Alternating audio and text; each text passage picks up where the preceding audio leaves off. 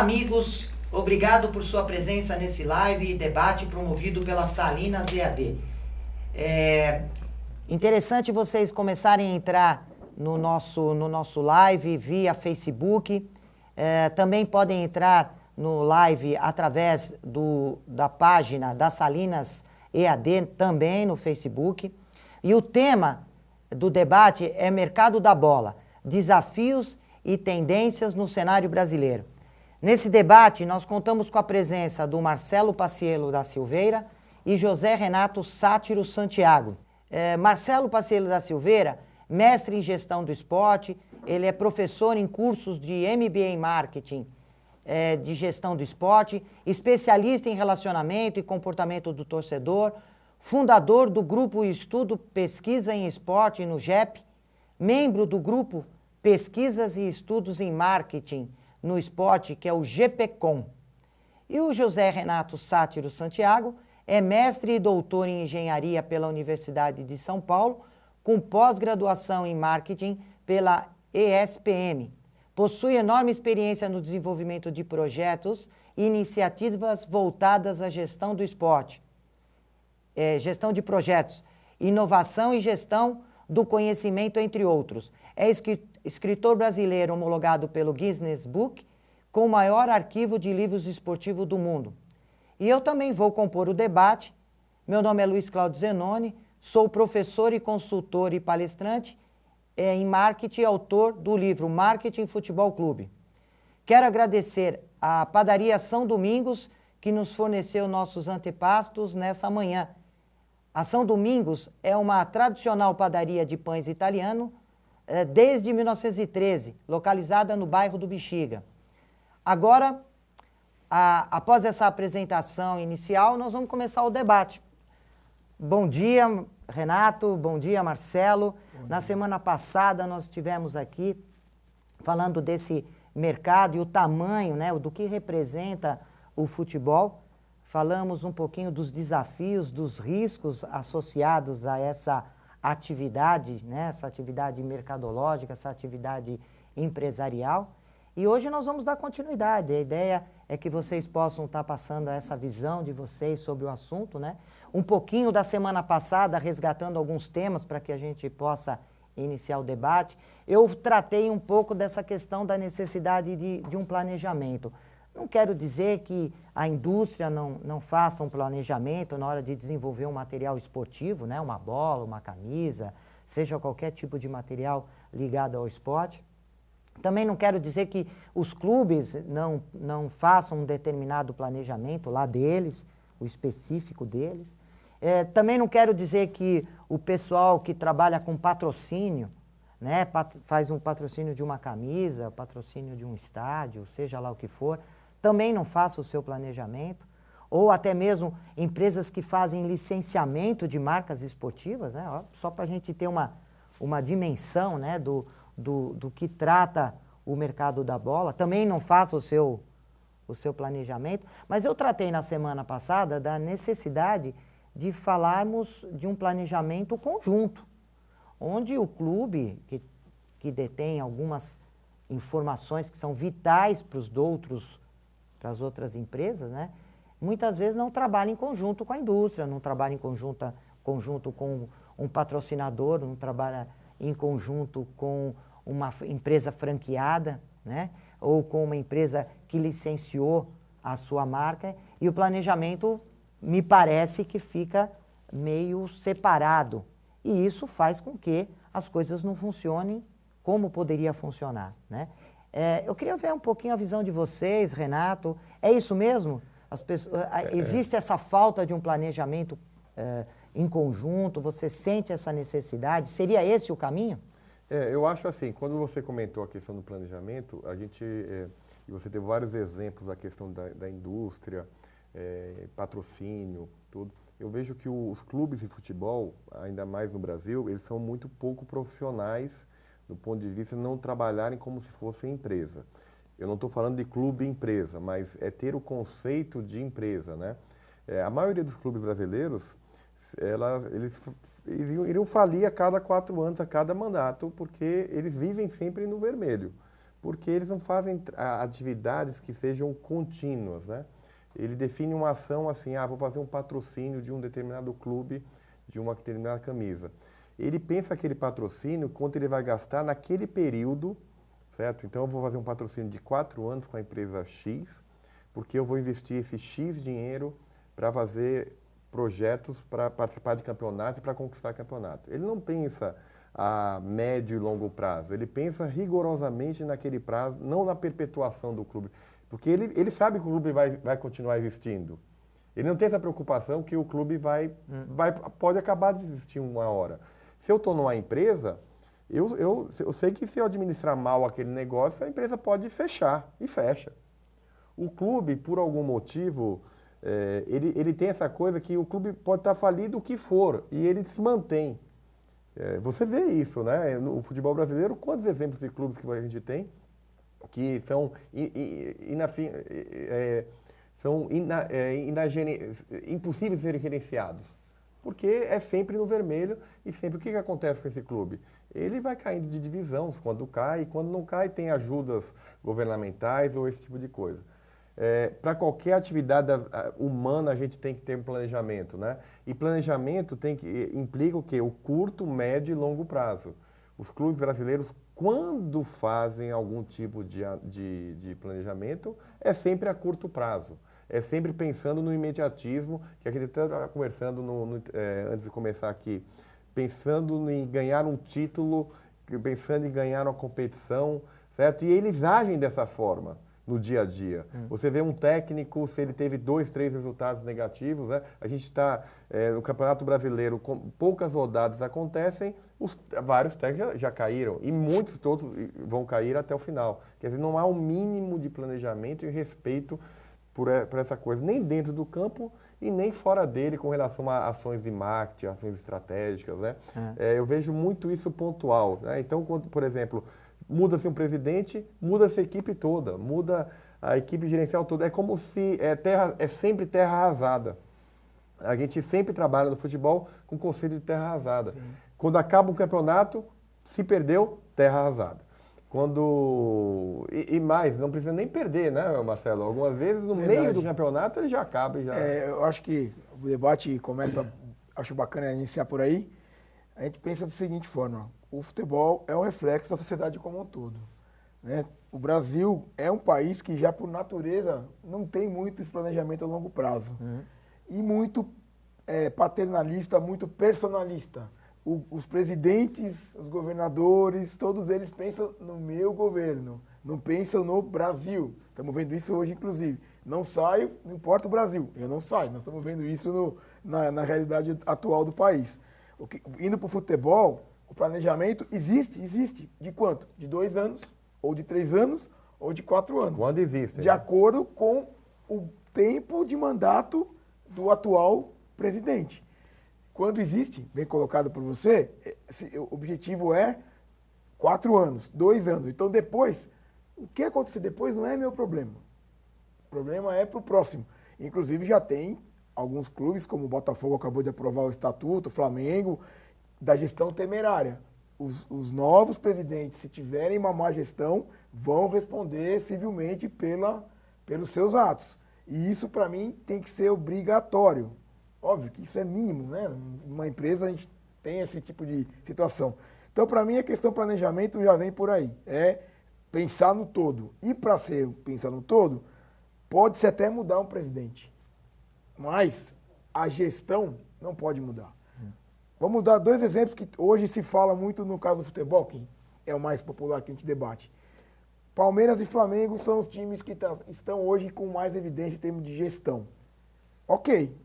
Flamengo continua o mesmo presidente que pegou em 2013, ganhou de novo, então é a mesma gestão. O Palmeiras trocou o presidente, mas é do mesmo grupo. Se ganhasse um outro grupo, iria se manter os atuais profissionais ou não? Tenho sérias dúvidas. Sim. Exatamente por isso. Se caso mantiver o que a gente vê no geral, corta, começa de novo. Nenhuma empresa, nenhum país, nenhuma organização é viável a partir do momento que você, a cada 3, 4 anos, começa do zero. Todo toda a equipe, não apenas um ou outro, mas o diretor, o gerente. Imagina você numa empresa, amanhã é outro presidente, aí muda tudo. Ou amanhã é outro diretor, muda tudo. Não existe isso. E no futebol a gente acha que isso é viável. Aí só para concluir, o ponto que eu vejo é, não existe hoje, como você me disse, se é competente ou não.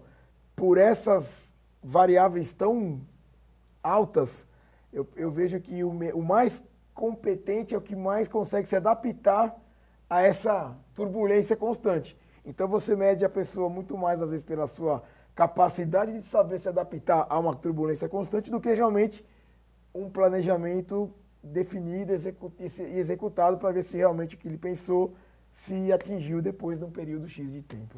Então, pelo que vocês estão colocando, né, quer dizer, essa ideia que praticamente é um sonho, né, de pensar em fazer um planejamento conjunto com todos os parceiros, com todas as atividades envolvidas no mercado da bola, ainda é um sonho porque primeiro o clube deveria planejar, primeiro deveria fazer o seu próprio planejamento, né, que aparentemente, pelo que eu pesquisei, pela fala do Renato, pela sua fala, ainda isso é um planejamento de curtíssimo passo, depende muito do estilo de gestão. Se o gestor ele tem uma experiência empresarial, ele traz essa experiência profissional para o clube, incorpora isso na gestão do clube, mas se entra um outro presidente que tem uma visão diferente, se ele tem uma profissão diferente, se ele não tem conhecimento talvez profundo de planejamento, ele acaba abandonando, não fazendo... Posso fazer um parênteses, só Claro, para não claro. perder o foco. fio da meada aqui? Existe um planejamento que é muito forte no Brasil, perpetuação no poder. Esse existe. E esse, nas organizações esportivas brasileiras, você vê aí, esse existe. 20 anos, 30 anos... São sempre os mesmos, né? Esse é o planejamento que se tem. Eu vou me perpetuar no poder. Esse é bem executado. De que forma a gente sabe como é. Mas é assim que esse existe. E tem uma coisa assim, até você comentou a questão do Palmeiras, né? Quem é mais antigo? O Zenoni é muito mais antigo que nós, né? Eu lembro bem que o Zenoni, nós éramos crianças ainda quando a gente tinha aula com o tio Zenoni, né? Zenoni, você lembra que o Palmeiras viveu uma época, um auge na década de 90, que era o quê? Era o investimento da Parmalat. Da Parmalat. Né? A Parmalat, ela investiu no Palmeiras muito. A gente não tem... O torcedor hoje que acha que a Crefisa investe no Palmeiras não tem ideia do que foi o investimento que a Parmalat fez no Palmeiras. E os gestores do Palmeiras na época não aproveitaram essa administração da Parmalat, porque ela baseou no quê? Simplesmente no poder econômico, né? Tanto que o Palmeiras, durante o auge da Parmalat, conquistou muitos títulos, mas 2 anos depois que a Parmalat saiu, o Palmeiras Foi rebaixado. Foi rebaixado. Quer dizer, ele não... Essa contaminação do mundo empresarial não entrou dentro do clube. E era o momento. E era um grande momento. Porque... No mundo. Foi quando o mundo todo começou a ter essa virada. E lembra até que a própria Parmalat, na época, ela queria investir para o Palmeiras se perpetuar, mesmo no pós-Parmalat. A Parmalat tinha essa preocupação de, olha, um dia eu vou sair, depois vai ver que o Parmalat estava envolvido com outras coisas, tudo. Mas eu lembro dessa questão, né, que a Parmalat tinha essa preocupação. Cara, vou investir em vocês, mas pensem em... Tanto que quem começou a construir o atual espaço onde o Palmeiras tem lá no CT do Palmeiras foi a Parmalat, foi na época da Parmalat. A academia, né? A academia. Eram poucos campos, tudo. O que a gente vê hoje no Palmeiras? A gente vê algo muito parecido com o que aconteceu na Parmalat, onde o grande poder da gestão não é de dentro para fora, do clube, dos gestores, mas sim pelo poder econômico novamente. Você deu o exemplo da saída do Paulo Nobre, né? Sim. E ele elegeu o candidato dele e já rompeu porque já houve o rompimento e a aproximação. Qual é o link que se perpetuou do planejamento? Financeiro. O financeiro. E aí o risco de voltar a acontecer, bater na madeira, a mesma situação que aconteceu no passado, e aí que está, os gestores do clube não estão enxergando que algo que aconteceu há 20, 30 anos atrás está se repetindo. Se eu pensar como o Palmeiras, como o grande Palmeiras, falar, cara, vamos fazer coisas, os gestores do Palmeiras que eu estou falando, para evitar que aquilo que aconteceu lá atrás não volte a acontecer aqui. Mesmo porque é interessante, você vê, de lá para cá, você está falando de uma década, às vezes 2 décadas, 3 décadas. É nada, né? Que não é nada, né? E nós estamos olhando a mudança, né, desse mercado no Brasil, de exportador de um monte de coisa, né? Exportador de grandes jogos para outros países assistirem, exportador de jogadores e tal, para importador, né? Nós estamos importando. Esse final de semana vai ter Juventus, né, da Champions League, contra o Real Madrid, e você vê que a Globo está colocando um narrador específico para cinema. O Galvão Bueno vai estar transmitindo na TV aberta, e o patrocinador da Champions League, uma empresa de cerveja, eles estão abastecendo todos os bares da região de São Paulo, esperando uma demanda enorme para assistir esse jogo, né? Ou seja, para assistir um bom jogo de futebol, hoje, nós temos que importar isso, né? E estamos enviando receitas para clube da Europa. Então, nós que temos, o Brasil que acaba tendo uma tradição, campeonatos mundiais, né? Temos uma história no mercado da bola extremamente representativa, estamos perdendo espaço para clubes que cresceram assustadoramente nos últimos anos, campeonatos que ninguém ouvia falar, né? Se torna uma marca poderosíssima. Isso. Hoje o jovem consome a Champions League, o jovem consome as camisas dos times de fora. Algumas vezes, né, Zenoni? Torce para os times de fora, que era uma febre que acontecia na década de 80. Você ia no Ceará, você perguntava que time você torce? Flamengo, Vasco, São Paulo. Quer dizer, você não torce para o futebol local. Hoje em dia, você vai em Pernambuco não, porque Pernambuco tem 3 times muito fortes. Você vai no Amazonas, o cara nem sabe que está acontecendo no futebol local. Então, a gente está perdendo isso aqui no Brasil. Não é incomum a gente ver torcedores que torcem para o Barcelona, torcem para o... Isso não é fruto da globalização, isso é fruto da ineficiência dos nossos clubes em identificar essas oportunidades. Eu lembro, assim, você chega em alguns locais, você assiste Campeonato Brasileiro no bar, no boteco. Sim. No boteco, né? Mas não é nada oficializado. Pô, por que não oficializar isso, né? Ó, vem assistir jogos do Campeonato Brasileiro com a gente, né? Então, por que não se faz? Não, fica fazendo sempre as gambiarras, sempre tudo. E aí a Globo identifica essa oportunidade, não só a Globo, como os canais fechados identificam essa oportunidade. E aí a gente compete com o campeonato russo, um campeonato norte-americano, campeonato português, inglês. E estamos falando de campeonato, se você for ver o futebol, até inferior que o nosso. Sim. Do ponto de vista de qualidade, certo? Eu assisti jogos no Campeonato Brasileiro que são alguns jogos muito melhores. Recentemente acho que foi Flamengo Botafogo. Eu não lembro se foi um jogo do Flamengo, Botafogo, um puta jogaço, assim. Com jogadores, porque o talento aqui mas a gente trabalha muito mal esse jogo, os clubes trabalham muito mal. Eu tenho a seguinte, assim, tem muita coisa para falar de tudo que você Eu, inclusive, quero aproveitar, antes de nós entrarmos nesse assunto, que eu acho que é bacana, eu queria aproveitar, o Rodrigo é o nosso diretor, eu queria convidar quem está assistindo, quem está ao vivo conosco aí no nosso live, quero convidar para já compartilhar esse material para os amigos, para as pessoas que vocês acham que têm interesse desse assunto. Você vê que é um tema polêmico, é um tema interessante, não só para quem gosta de futebol, para a gestão do esporte, mas para a gestão, né, para negócios. Porque o que nós estamos falando aqui serve não apenas para o futebol, não apenas para o esporte de uma maneira geral, mas ele também serve para a gestão das empresas, que também enfrentam dificuldades semelhantes, mercados que têm situações semelhantes a essa. Então é o momento de vocês compartilharem, é o momento de mandar comentários, mandar perguntas. Daqui a pouquinho nós vamos pegar, selecionar algumas perguntas para responder aqui ao vivo, né, de vocês que estão assistindo. É um meio interativo Então vale a pena vocês enviarem esses comentários. E não esqueçam também de compartilhar, colocar aí hashtag SalinasEAD, compartilhar para os seus amigos, conhecidos que tenham interesse nesse debate, ok? Mas voltando a esse assunto, você vê, nós trabalhamos tão mal esses produtos esportivos, essas marcas esportivas, que a semana passada eu estava comentando sobre isso aqui no live. Eu estava falando, poxa, nós tratamos a segunda divisão do Campeonato Brasileiro. E é uma segunda divisão que tem uma representatividade muito grande, até mesmo porque tem clubes considerados grandes clubes que estão lá na segunda divisão, né? E eles estão atuando lá. E a marca da segunda divisão é uma marca ruim, porque dá uma ideia de ser um produto de segunda linha. E não é. Zenoni, É um posicionamento diferente. Não é um produto de segunda linha.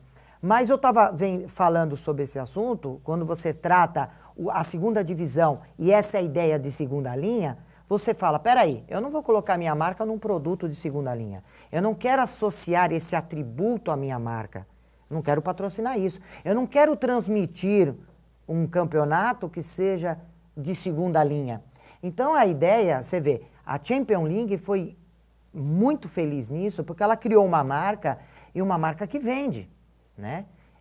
Isso não inibe outras marcas, outros campeonatos. É uma marca. Não é nem melhor nem pior do que os demais campeonatos, mas é uma marca. Então nós temos que aprender um pouco sobre isso e de repente transformar essas divisões, ou primeira ou segunda divisões, em marcas que sejam interessantes para poder atrair empresas que tenham interesse naquele tipo de posicionamento. Tudo uma questão de mercado. Você fala bem de marca, mas vamos um exemplo bem típico. Copa do Nordeste. É uma excelente marca. Como é? A Lampions League. Lampions League. Ela tem que melhorar algumas coisas? Tem, isso a gente sabe que tem, mas é um produto muito bem posicionado. Você vê a declaração de treinadores, para mim é mais importante ganhar a Copa do Nordeste do que o estadual. Então, lota estádio, é um produto que está bem posicionado e poderia ser melhor trabalhado. Segunda divisão, novamente, falando de Brasil. O Brasil tem muito essa história do ganhou é bom, perdeu é ruim. Então, tudo que é de segunda é tratado como algo desvalorizado. Desvalorizado. Não. A segunda divisão inglesa tem a média de público maior do que a primeira divisão do Brasil. Da Alemanha, tem muitos times de média de público da Alemanha maior do que os nossas grandes marcas. Onde começa tudo isso? Eu acho que começa na gestão novamente. Voltando a falar de Brasil, trazendo para o futebol. O Brasil é um grande exportador de mão de obra, de matéria-prima. No caso de café, minério, soja e commodities. O futebol acabou virando a mesma coisa. Você exporta o jogador meio que pedra bruta.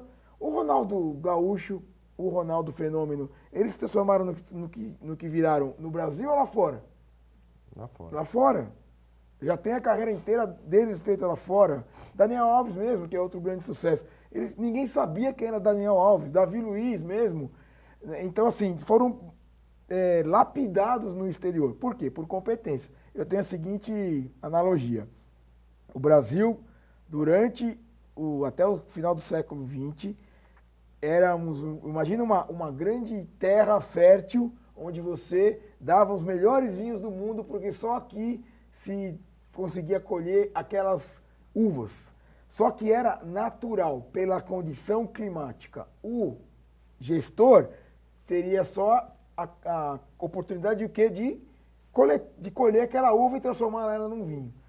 Os europeus conseguiram, com competência, desenvolver uma tecnologia onde ele consegue produzir uma uva tão boa ou melhor com competência e com sustentabilidade. Enquanto aqui, a gente continua esperando que aquela terra fértil continue dando aquela uva.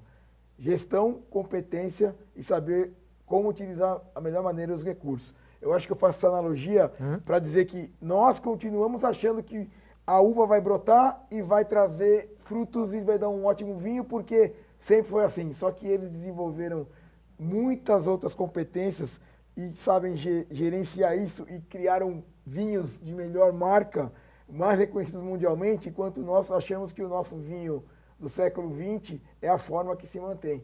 E existem enorme quantidade de pessoas que podem contribuir para que a nossa uva, o nosso vinho, seja tão bom ou melhor do que o europeu, sabendo trabalhar todos os recursos, produto, posicionamento. Mas a visão ainda muito voltada para a parte política e não para a parte de gestão e de negócio, limita qualquer possibilidade de se transformar isso numa grande liga mundial. Só para finalizar, qual foi a primeira liga do mundo de futebol? Inglesa, né? Não. É indiana. Não, desculpa. A profissional. Estou falando não em termos de história. A primeira liga profissional do mundo foi a Copa União. Primeiro negócio que teve uma visão macro foi a Copa União 87, na frente da Premier League, que foi no começo dos anos 90. Ali, se nós pegássemos o bonde da história, seríamos hoje, e temos potencial para ser, pelo Flamengo com 35 milhões, Corinthians com 30 milhões. Isso é maior do que uma Inglaterra, vamos dizer. Inglaterra, Alemanha junto. Mas aí a gente teve outros fatores. Não se usa isso. Se usou, né? O Clube dos Três foi uma experiência boa e que depois de um tempo foi destruído pelos próprios dirigentes. Por interesses particulares. Particulares, exato. Agora, tem uma coisa que é a coisa do show em si, né? Você vê até você está falando da Série B, né? Os times grandes, quando são rebaixados, eles são indemnizados à queda, né? Como se fosse o fim do mundo dos times, né? Sempre que há um rebaixamento de um time grande, há essa Terra coisa. arrasada. Terra arrasada. E agora, com a frequência com que isso acontece, eu acho que isso vai começar a diminuir. É igual o futebol feminino, né? O maior público de futebol feminino na Arena Amazônia, o maior público da Arena Amazônia, tirando jogos de Copa do Mundo, foi num jogo de futebol feminino. 10 mil pessoas na Arena. Brasil? Não, o Iranduba. O Iranduba é um time lá que é líder do Campeonato Brasileiro hoje, que jogou contra o Flamengo. Iranduba e Flamengo, foi um empate, deu 10 mil pessoas, maior público do que o masculino. Quer dizer, existe um produto aí novo. Você vai no Nordeste assistir um Ceará e Sampaio Corrêa, que eu cansei de assistir Ceará e Sampaio Corrêa, mas mesmo aqui você vai no estádio, você chega no estádio e você não tem local para comprar uma camisa do time oficial. Não tem. Porque as lojas são... Aí a gente fica pensando, né? Quem que são os lusitanos, que o pessoal fica tirando sarro com o português. As lojas do Morumbi, quando você chega no jogo do São Paulo, a loja está fechada. Sabe por quê? Certo? Com medo de se perder, vão depredar. Tudo bem, mas, cara, eu sei que... Mas cadê a lógica aí? Jogo de beisebol nos Estados Unidos, você compra a bola do jogo, carimbada já, você compra, certo? Existem todas essas atividades correlatas, né? Eu estava há umas 3 semanas atrás em Caucaia. Caucaia é interior do Ceará. E tem um time de futebol feminino e tem um time de futebol masculino, né? Cara, Caucaia tem um time de futebol feminino e masculino, o mesmo time. Está na série... Isso vai ser exigência hoje em dia. O São Paulo não tem um time feminino. Em 2019 vai ter que ter time feminino, certo? O Santos não sei, o Santos tem, o Palmeiras não tem, o Corinthians tem uma parceria com o Osasco. Quer dizer, a gente foi lá, quer dizer, tem um time lá no interior do Ceará que não está nem ranqueado em Campeonato Brasileiro, que tem as duas ligas. O que acontece? Será que quem vai contar para o São Paulo que já tem uma lei que tem que ter um planejamento, que vai ter que ter um futebol feminino, que é uma exigência que time de Série A? Será que eu preciso contar? Não. Todo mundo sabe que precisa. Certo? Todo mundo sabe. Né? Você vê...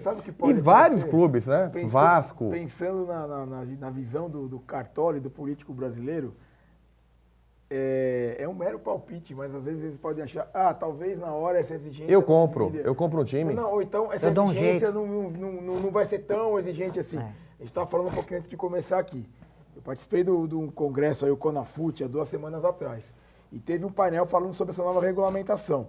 E sim, pela exigência, vai vir uma regulamentação pesada para um time ser considerado profissional.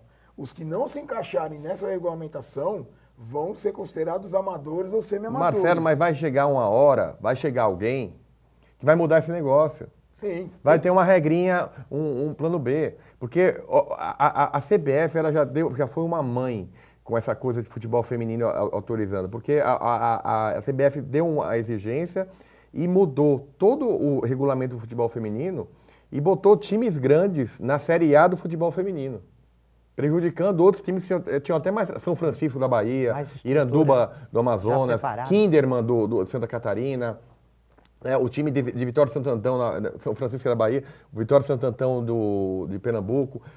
Em detrimento deles, eles fizeram o seguinte: time grande no masculino vai para a Série A do feminino. Certo? Imaginando que tem uma estrutura equivalente. O Grêmio equivalente. ficou em último lugar no Campeonato Brasileiro Feminino. Montou por montar. Né? Exato, mas e daqui a pouco, e como é que eu vou vender esse produto lá na frente? Quem é que vai disputar, assistir um jogo do São Paulo feminino, São Paulo rebaixado ou Santos rebaixado, feminino que seja? Voltando a falar de marca, você concorda que ele está prejudicando a sua marca? Colocando Sim. um time... Exato, mas espera um pouco. Mas isso a CBF já tá sinalizando tudo. Os caras vão esperar o quê? Né? Vão esperar o que acontecer para fazer isso, né? Vão esperar chegar o ano que vem, chegar o último ano, cara? Por que ele já não... Cara, então é muita... voltando para o começo da questão, é muita falta de planejamento e a gente fica pensando assim, se é só falta de planejamento, ou eles pensam assim, né, Zenoni? Ah, não, aqui ano que vem o presidente é outro. Exato. Eu penso que é por aí. O presidente é outro. Vou empurrar. E aí o outro vai resolver, que é o motivo, por exemplo, do fim da Portuguesa. Sim. A Portuguesa foi vendida, praticamente, vendida, que eu estou falando, do ponto de vista futebolístico, por causa do caso do jogador. Foi vendido uma situação porque o dirigente atual não ia tinha uma dívida, ia sair e praticamente vendeu a Portuguesa para uma situação que a Portuguesa hoje é um time de Série D no Brasileiro, Série B no Paulista. E para onde vai a Portuguesa? Mas, Renato, ainda dentro desse tema, mas muitas vezes nós, quando falamos sobre esse assunto em aula, eu já ouvi algumas pessoas acabou perguntando, porque muitas vezes nós olhamos o copo que está faltando água, o copo meio cheio, né? E o copo que está cheio tem bons exemplos, tem cases do sucesso, além do Palmeiras, porque está em evidência, do Flamengo, podem ser de fato considerados cases de sucesso nessa questão de planejamento, gestão de marketing. Tem mais aparecendo por aí? Casos positivos? Certamente. Casos bons. Se você observar, eu tenho um preconceito contra o futebol de Santa Catarina. Eu sempre tive esse preconceito. Por quê? Porque de moleque, Marcelo, eu li a revista Placar, eu nunca vi um time catarinense disputando, não sei o quê. Há 2 anos atrás, tinham 4 times de Santa Catarina na Série A. Cara, mais do que o Rio, que tinha 3. Sim. Tinha Avaí, Figueirense, Joinville e Chapecoense. Quer dizer, o futebol catarinense... E a despeito do presidente da federação lá, que acabou falecendo no acidente da Chapecoense, o futebol catarinense se mexeu de uma tal forma que todos os times ficaram em Série A e tinham 4 na Série A e 2 na Série B. Ainda tinha o Criciúma, que de vez em quando está em cima, e o Metropolitano, que ano passado era aquele técnico do Grêmio, o Valdir Espinosa era técnico. Espinosa? Valdir Espinosa estava no Metropolitano. Então você vê situações, a Copa do Nordeste. A Copa do Nordeste começou muito bem, com um case interessante. Aí o que é que fizeram? Começaram a encher de time. E teve um certo começaram a encher de time. Também, né? Começaram a encher de time. E aí voltaram, eram 16, chegou a ter 20. Agora vão reduzir de novo. Volta para 16. Tem que voltar, porque os jogos decisivos tem muito público. Mas tem jogo Cotinguiba e Maruinense que ninguém assiste. São 100 pessoas. Vou te falar uma coisa que eu coleto esses dados, porque eu tô até fazendo um projetinho aí para desenvolver com o pessoal da Liga do Nordeste lá. Ainda está em estágio inicial, mas é um trabalho que eu tô levantando. Teve um jogo do Uniclinic esse ano, Sim. 85 pagantes. Eu até escrevi que até brigaram comigo, que acharam que eu fui exagerado. Uniclinic Eu falei, tem mais gente na pizzaria de Horizonte, que é a cidade do Uniclinic, do que no Marcelo, jogo do Uniclinic. O Uniclinic, eu convivi a questão do Uniclinic, que é um time de uma clínica, por isso se chama Uniclinic, que ano passado foi vice-campeão cearense. Ele acabou eliminando... Vice-campeão cearense. Foi vice-campeão cearense. O Ceará, o técnico era o Lisca doido. Sim. Né? O Lisca ficou por lá. E aí o Uniclinic, numa dessas, o Ceará caiu, eliminou e entrou o Uniclinic. O Uniclinic entrou no começo desse ano sem condição de continuar disputar. Isso é um absurdo. Exato. Aí o que o Uniclinic fez? Quis abrir a mão da vaga da Copa do Nordeste. Quem era o maior interessado? O Ceará. O Ceará não participou. Que era foi quinto no estadual, não poderia participar. Então o Uniclinic foi para a Copa do Nordeste em frangalhos. Perdeu todos os jogos. 9-0. E o último jogo contra o Náutico perdeu de 9-0. Não existe Certo. isso no futebol. Não, Quer dizer, profissional mais ou menos, não né? deveria Tem existir. 7-1 perto aí também. Só uma licencinha para vocês, vamos dar uma olhada? Como é que tá, Rodrigo? Rodrigo, nosso diretor. Estamos, Rodrigo, com o pessoal assistindo, estão gostando. Pessoal, coloquem estou gostando, top, 10. Mandem perguntas, sugestões, críticas.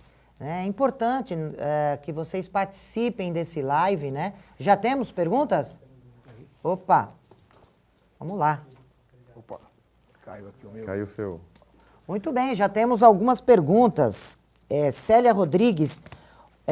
A Célia Rodrigues não fala de onde é importante. Diga, Célia, passa aí uma informação de que região você é, para que possamos mandar um abraço para a região. Célia Rodrigues diz, o patrocinador interfere na política do clube? Quem quer responder? Eu posso responder, porque... Interfere? Eu acho que depende da relação. Da força do Da patrocinador. força. Nós tivemos o caso do Unimed no Fluminense, que foi muito... E o atual caso do Palmeiras, que o Palmeiras, infelizmente assim, para o torcedor do Palmeiras hoje está muito legal, mas há uma total influência da dona da Crefisa nas contratações de jogadores. Assim, isso é meu comentário. Apesar de internamente no Palmeiras, muitas pessoas dizem que não é bem assim, na percepção do torcedor, de quem acompanha pelas mídias, a postura da dona da Crefisa é uma postura que passa essa impressão que sim, que eles querem, contratam, escalam e tudo. Não sei dizer, mas aí é uma questão de comunicação, outra parte da gestão.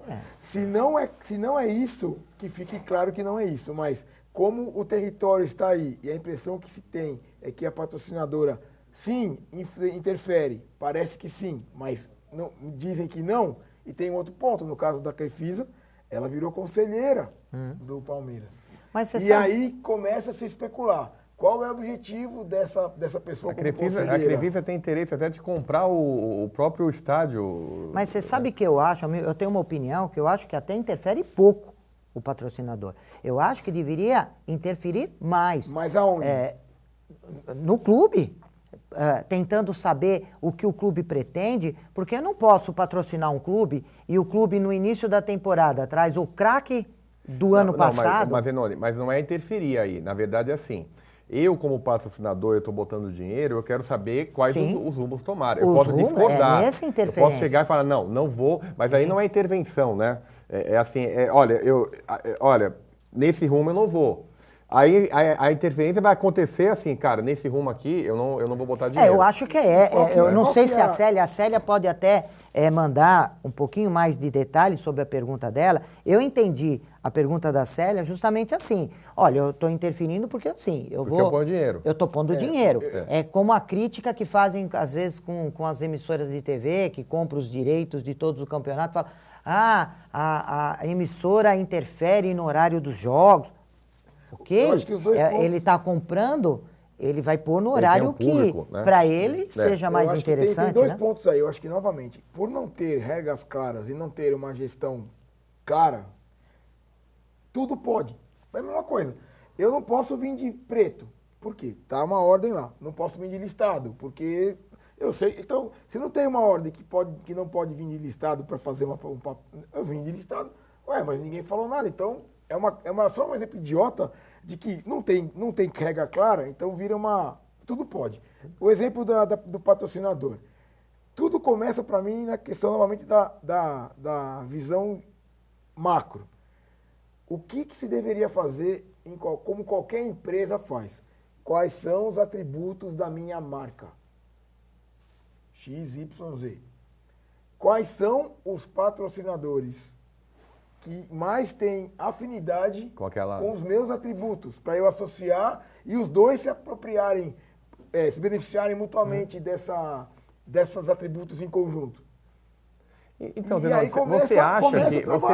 que é um especialista, você acha que o patrocinador ele faz essa análise que o Marcelo está comentando? Não, eu vou investir, por exemplo, a Crefisa ou qualquer outro, vou investir no Palmeiras porque o Palmeiras está de acordo mais com o meu tipo de público. Você acha que ele fez esse trabalho? Olha, o que eu venho acompanhando de 2013 para cá, quando me interessei em fazer o livro Marketing Futebol Clube, comecei... não queria fazer um livro teórico apenas, né? Eu queria ir a campo, queria sentir como é que funcionava. Alguns patrocinadores começam a montar até departamentos de marketing esportivo para cuidar da gestão daquela marca naquele patrocinador, naquele clube. Né? Eles começam a criar esse tipo de coisa porque perceberam que se deixar na mão do clube, eu perco o controle sobre o brand. Né? E como marca é uma coisa que todos sabem que tem um valor enorme para as empresas, elas começam a falar, bom, se o clube não está cuidando da minha marca enquanto patrocinador, eu vou cuidar. Então eles começam a analisar, olha, qual o perfil do torcedor corintiano, qual é o perfil do torcedor palmeirense, do Fluminense, do Flamengo, quais as ações que eles estão desenvolvendo, mas... poucas informações são fornecidas para eles também. Né? O clube, mesmo porque o clube nem tem muitas vezes, né? Às vezes você fala assim, o clube não quer fornecer porque é estratégico. Não é que é estratégico, é que não tem. Os clubes não têm estrutura para ter esses dados na mão. Não, estrutura que eu digo no sentido assim... pelo amor de Deus, né? Eu vou falar aqui, informação que eu tenho... Pode não ter, mas em off, é o fim do mundo, informação né? em off, mas não vou falar nome nem ninguém, mas eu posso falar porque veio de alguém de um clube grande de São Paulo. Quais as cores? Fala as cores. Se eu precisar... Tem uma cor. Tem branco? Quando se for falar de estrutura para fazer banco de dados, para você fazer o relacionamento com o torcedor, a informação que veio eu não tenho como fazer isso porque eu não tenho infraestrutura para tratar esses dados. Entendeu? Então, é isso que eu quero dizer. Marcelo, existe... eu vou cometer a indelicadeza de falar de alguns clubes, porque eu venci. Fique totalmente à vontade. Eu lancei em 2014 um livro chamado Almanaque do São Paulo. Tá? É um almanaque, não estou fazendo propaganda, mas... Deve fazer. São todos os jogos do São Paulo, de 30 até... com todas as fichas técnicas, tudo. Bati na porta do São Paulo. Não para montar, não para buscar patrocínio, porque eu ia, de qualquer forma, eu ia bancar o livro de alguma maneira. Fui eu e o seu Raul Snell que fizemos. Cheguei lá no São Paulo, eu acho que umas 4, 5 vezes. Tá? A espera, bem, todas as vezes eu não esperei menos de 2, 3 horas, tá? Para ser recebido pela pessoa. Isso porque eu fui indicado pelo Blané Buarque, que é um ex-presidente do Tribunal de Contas do Estado, certo? Meu tio jogou no São Paulo, certo? Não fui mal indicado, não, né? 2, 3 horas para ser atendido, para ficar 5 minutos para falar com a pessoa. Aí resolvi lançar, depois de um ano, tudo. Lancei sem o escudo, porque o escudo eu teria que pagar, e sem o escudo eu posso... porque a história do clube não pertence ao clube, a história pertence a todos. Né? Você chega lá, estou dando exemplo de São Paulo, você chega lá, não tem como ele falar que não tem estrutura. Não tem como. Não tem, porque existem, assim como eu, existem dezenas e centenas de pessoas que se predisporiam a fazer um negócio desse. Mas você chega lá, o cara fala, não, sabe o que é? Porque tem um cara aqui que ele vai fazer um livro, mas sabe como é, já está engatilhado, tudo. E aí eles vêm com ofertas assim, olha, para você botar o meu logo no teu produto, você tem que me pagar 30% de tudo que você adquirir, mas você tem que dar não sei quantos exemplares para o clube, mas não sei o que, é proibitivo. Para condições proibitivas, não se tem estrutura mesmo, não. Para condições proibitivas. Para situações normais, convencionais e profissionais, existe. Sim. Certo? Certo?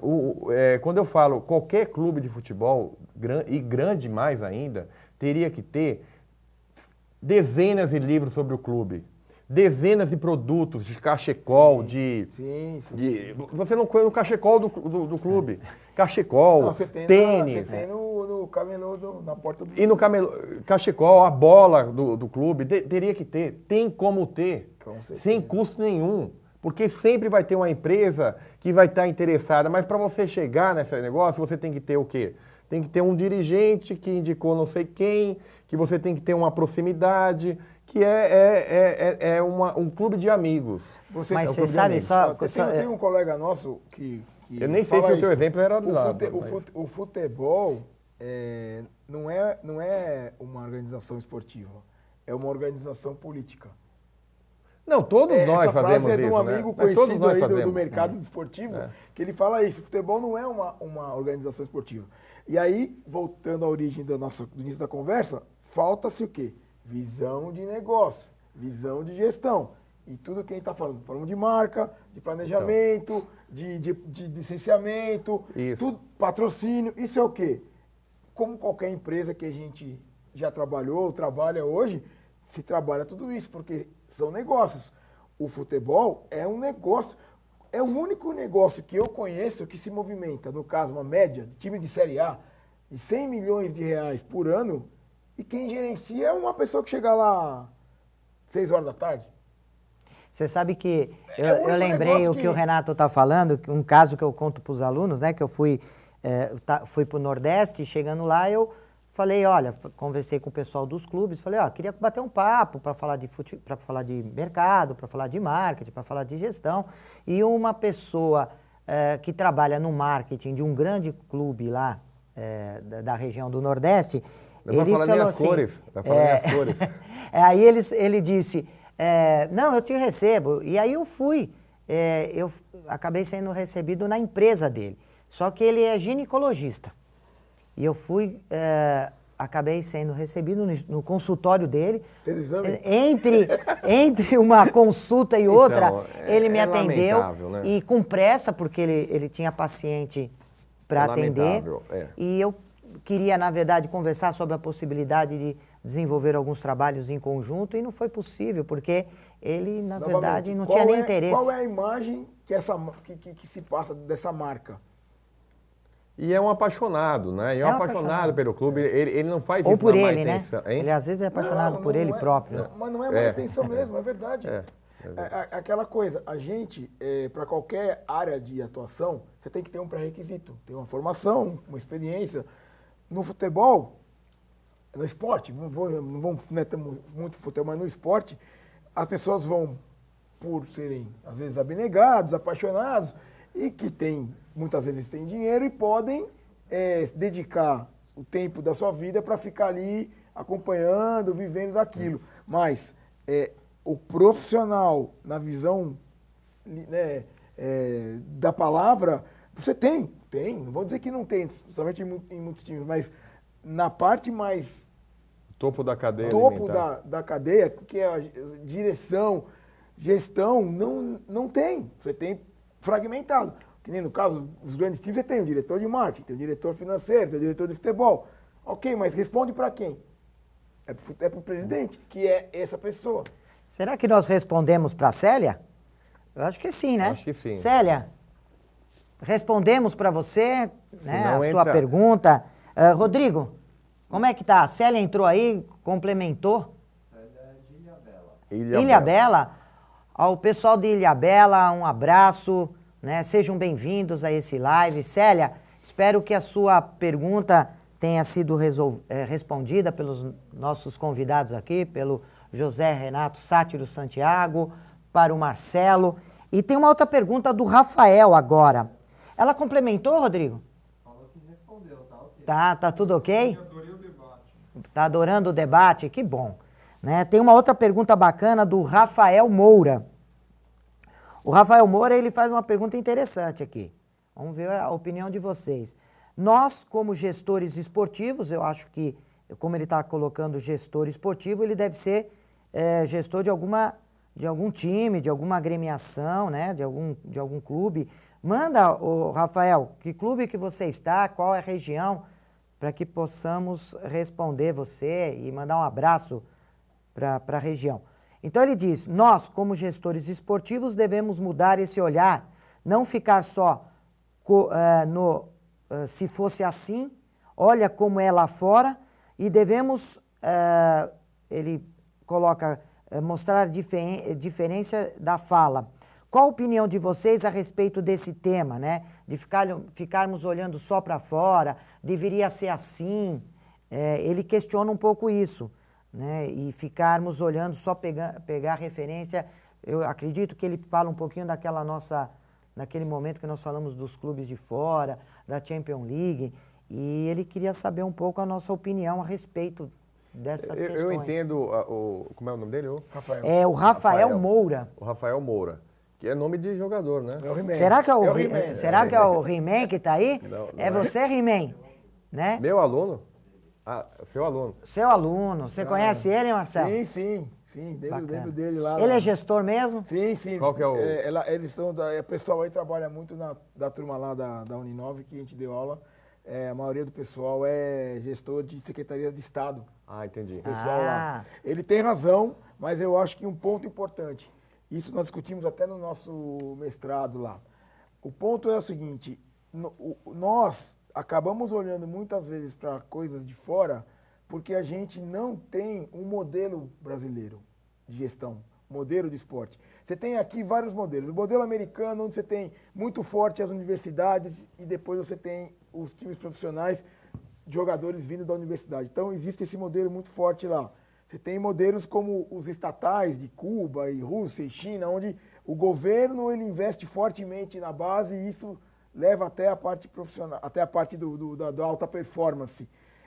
Na Europa você tem as federações voltadas para cada um dos seus centros de excelência e isso acaba revelando os atletas. Qual é o nosso modelo? Nós não temos. Então, precisamos definir um modelo. Esse é o primeiro ponto, na minha opinião. Como nós não temos um modelo, acabamos usando referências de fora. Agora, a sua pergunta foi falada agora há pouco sobre a questão do... não temos case de sucesso no Brasil? Eu acho que temos. Mas muitas vezes eles acabam ficando tão curto prazo que acaba perdendo talvez a validade porque ele logo se perde. O caso Parmalat e Palmeiras, que era um case de sucesso, mas por tudo que aconteceu posterior, caiu um pouco em descrédito, porque o que aconteceu com a Parmalat depois se revelou uma coisa que não foi bem vista, né? Eu acho que assim, o que falta, eu acho que esse é um grande desafio, é a gente valorizar muitas vezes clubes médios, clubes pequenos, outros esportes que têm trabalhos bem feitos, mas muitas vezes por pessoas destemidas, pessoas que são assim, se dedicam... mas na verdade é mais por uma iniciativa única do que algo que se perpetue. Eu acho que esse é o desafio. Termos casos de sucesso onde existe um projeto de longo prazo. Eu acho que que eu posso dizer, apesar dos escândalos no final aí da gestão, é o vôlei. O vôlei é um grande exemplo de sucesso. O que era o vôlei brasileiro há 30 anos atrás, o que ele se tornou, não podemos mas deixar uma de dizer seleção, né? Para clube já é diferente, né? O problema do vôlei, eu lembro que eu trabalhei numa empresa que ele patrocinava o time de vôlei. Só que o contrato para falar o nome da empresa é um contrato à parte e muito caro. Então você não consegue trazer o torcedor junto. Você não é como o basquete, que você vê o paulistano hoje jogando contra quem? Contra o Bauru. Não é o Bauru que está jogando, é um patrocinador. Sim. Né? E você não consegue associar porque as verbas são menores, né? Mas mesmo o modelo do vôlei, a gente vê uma perpetuação do poder em todos os segmentos, inclusive na comissão técnica. E que a gente deixa de lado porque é um time vencedor. Sim. Mas o Brasil também podia ser vencedor e a gente mas havia mudando. A alternância, né? Exatamente. Né? A gente vê o Bernardinho desde sempre. 20 anos. Desde sempre. Então a gente vê, a gente fala, mas é vencedor. Tá, mas quem disse que eu não poderia também ser vencedor com outro? E aí concordo com o que você comentou no começo da discussão, que era o que nós somos bons na perpetuação. Isso a gente é bom. É bom. Agora, eu não vou perpetuar, e eu peguei a sua pergunta e vou fazer para você, porque você está fazendo para a gente. Pois é, Olha só, pode o mandar. João Pedro Pereira... João Pedro. Pedro. Ele coloca de onde ele é? Ele não Aliás, fala. o Rafael, respondemos? O Rodrigo? Ele falou que é de São Paulo, ex-aluno da Trevisan, Da Trevisan. MBA, Gestão e Marketing Esportivo.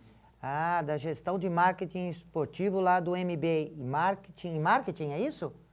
Lá da Trevisan. Gestão e Marketing Esportivo. Ô, Rafael, diga se nós respondemos, se está tudo ok, né? Se você está gostando do debate, manda informações, um abraço para você. Respondido. Então, bacana. Rafael, um abraço para você. O Zenoni, o João Pedro, nota 10 do debate. O que pensam sobre a entrada da Big Four no mercado da bola? Estou imaginando do Big Four, né? Como, por exemplo, a entrada da Ernst Young, a Big Four das consultorias. Como, por exemplo, a entrada da Ernst Young em 2013 na gestão de Eduardo Bandeira de Mello no Flamengo.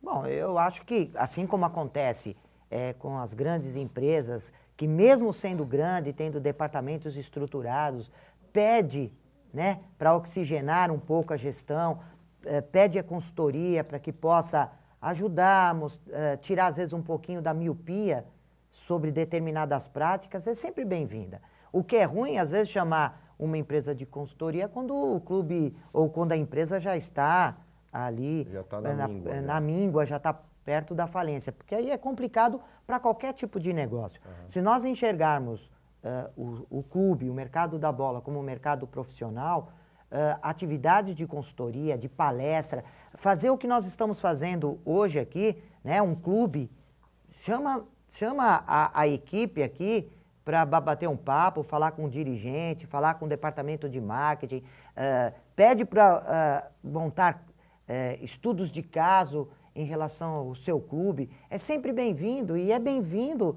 também uma empresa de consultoria, porque traz uma visão profissional, traz um olhar diferente, traz uma técnica, né? As empresas de consultoria têm técnicas de gestão, de negócios. Eu acho sempre bem-vindo, né? Assim como pode-se pagar um jogador num valor, né, de mercado, às vezes fora de uma realidade do dia a dia dos profissionais e paga fortunas, pode-se pagar bem numa empresa de consultoria, num palestrante como você, né, Renato, como o Marcelo, para que possa ir lá e falar assim, conversa com os dirigentes, conversa com o pessoal de patrocínio, conversa com a região, para poder profissionalizar esse mercado, é bem-vindo. Eu muitas vezes fui convidado e também me contrataram para dar palestra em grandes empresas, porque o presidente, o diretor dizia, Zenoni, você vai falar isso, isso, isso. Eu falava, mas espera aí, se você está dizendo o que eu já tenho que falar, por que você não fala?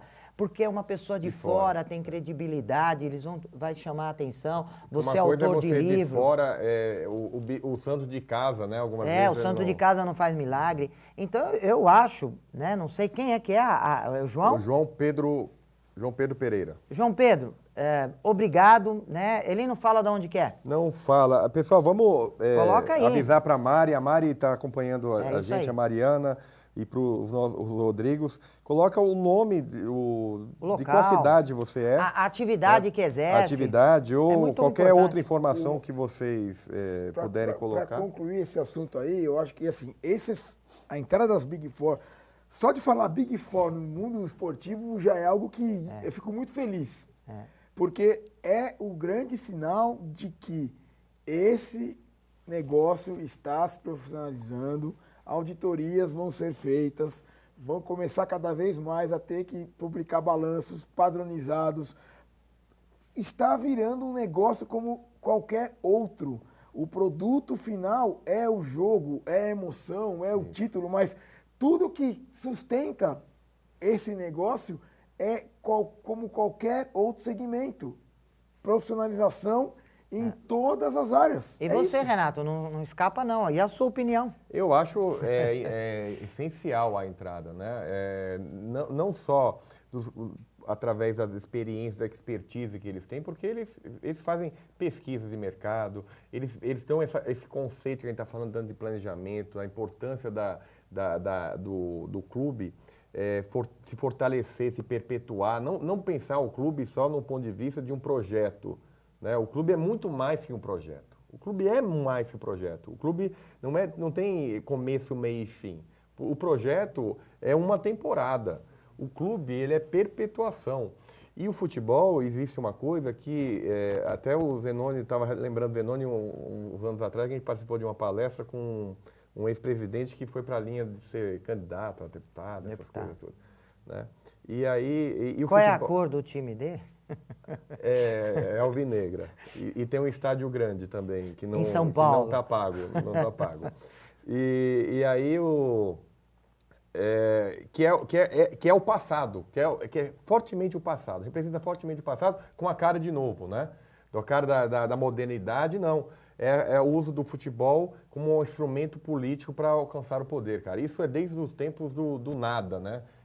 Certo? Então, a gente vê vários clubes que estão ligados a prefeituras fortes, né? Então, aconteceu isso em Barueri, aconteceu São isso Caetano. em várias cidades. O Caetano um pouquinho menos, um pouco menos só, porque havia um empresário também envolvido, que era o quê?